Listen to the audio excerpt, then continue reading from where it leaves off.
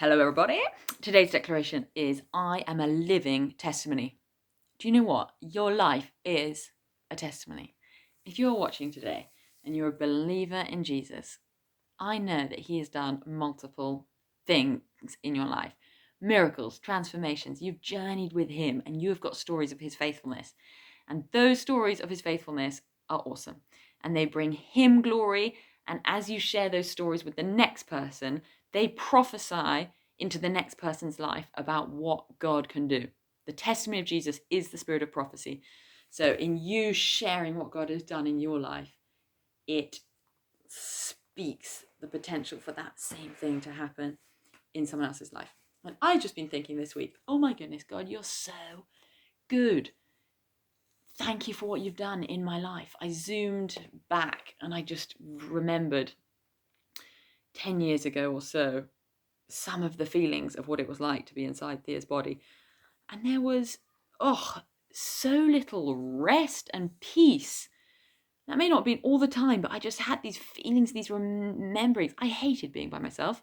I was not happy in my own company because I was really struggling with eating disorders. And being by myself, I was faced with myself and my head and these destructive tapes and thoughts that would go round and round. And so I had to instead fill my time with everything else, with seeing people, with being busy, with exercising, with doing things, because my own company was a scary place to be. And also that then often led to me binge eating and things because I couldn't sit in the silence, so to speak. My brother was always great at being in his own company. I just couldn't understand how he could do it. But do you know what I realised recently is I actually can enjoy my own company.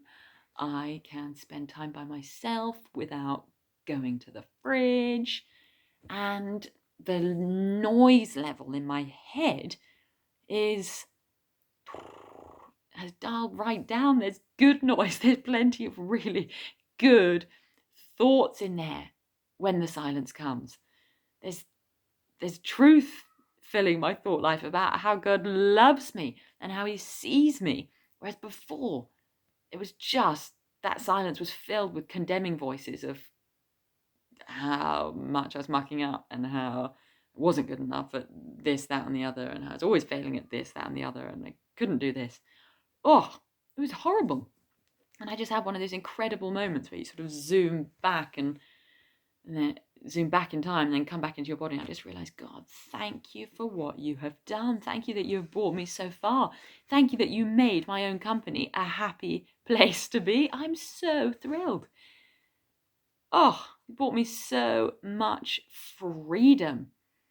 And so I want to share that with you today and encourage you to take stock of your testimony. Take stock of what God has done in your life. Zoom back to 5 years ago, 10 years ago, 1 year ago, and just notice areas where God has set you free and brought healing and brought redemption and brought hope and brought transformation. And if nothing springs to mind, then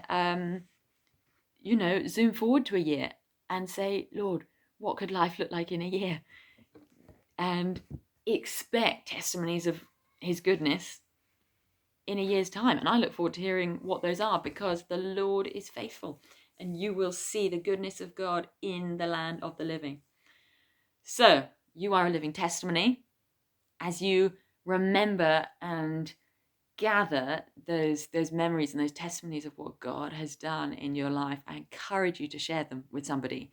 Write someone a message, write someone a postcard, send someone a voice note, give someone a call, write an email, I don't know, make a video, do whatever you want to do, because your story, your testimony is so powerful to bring transformation and hope and healing to the next person. Bless you, testimony bringer.